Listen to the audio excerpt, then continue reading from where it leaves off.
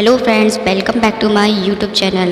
दोस्तों, हमारी दुनिया और एक दुनिया है जिसे हम भूतों की दुनिया का नाम देते हैं। क्या वो सच में होती है या एक कल्पना है? अक्सर हम उन चीज़ों के बारे में हमने सुना होता है और सुनने के बाद हम कुछ दिनों के बाद उसे अपने दिलो दिमाग से निकाल देते हैं। पर जब कभी हम कोई ऐसी बात सामने आ जाती है तो तुरंत हमें वो वाक़या याद आ जाता है।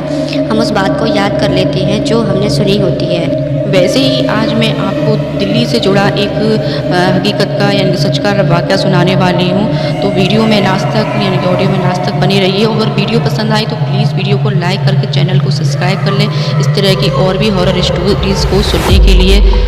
मैं दिल्ली की एक फैक्ट्री में साफ़ सफाई का काम करता हूँ। मेरा घर फैक्ट्री में 5 किलोमीटर की दूरी पर है। मेरे पास एक साइकिल है जिससे मैं अपने घर फैक्ट्री और फैक्ट्री से घर आता जाता हूँ। एक दिन जब मैं फैक्ट्री से घर जा रहा था तभी रास्ते में मुझे एक लड़की दिखाई दी और वह मुझे घूर घूर कर काफ़ी देर से देख रही थी और मैं भी उसी को नोटिस कर रहा था कि ये मुझे क्यों घूर रही है। मैं उसे टालते हुए अपने घर की ओर निकल पड़ा।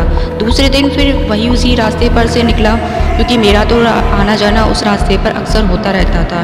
लड़की फिर भी मुझे उसी रास्ते पर उसी जगह पर खड़ी हुई दिखाई दी। वह मुझे फिर से घूरने लगी। मैंने फिर से उसकी तरफ पलट कर ही देखा और उसको अनदेखा करके अपने घर की ओर निकल पड़ा। मैं उसके पास रुका भी नहीं क्योंकि मुझे उस लड़की की से डर लग रहा था। वह लड़की कई दिनों तक मुझे देखती रहती थी। एक दिन वह लड़की वहाँ पर दिखाई नहीं दी तो मैं सोच में पड़ गया कि वह लड़की आखिर गई कहाँ। ऐसा क्या हुआ उस लड़की के साथ जो वो आज नहीं आई। फिर मैं अपने घर की तरफ निकल पड़ा। एक हफ्ते बाद मैं घर से एक चिट्ठी आई और मुझे पता चल गया कि यह चिट्ठी उसकी ही है। उसमें उसका नाम प्रीति लिखा हुआ था और उसमें एक फ़ोटो निकली थी जो कि उसकी लड़की की थी। मैं चौंक गया कि उस मेरे पता कैसे पता चला। उस चिट्ठी ने मुझे हिलाकर रख दिया अंदर तक कि जो मुझे जानती नहीं है उसे मेरे बारे में मेरे पते के बारे में कैसे पता चल लगा। उस चिट्ठी में लिखा हुआ था कि कल जब फैक्ट्री से निकलो तो जहाँ पर मैं खड़ी रहती हूँ वहाँ पर मेरा इंतज़ार करना। उसके दूसरे दिन मैं वहाँ पर पहुँच गया तो वह लड़की वहाँ पर नहीं खड़ी थी। मैंने काफ़ी इंतज़ार किया फिर मैंने अपने घर की तरफ निकल दिया और तभी मुझे याद आया कि जो चिट्ठी आई थी उसमें उसका पता तो होगा।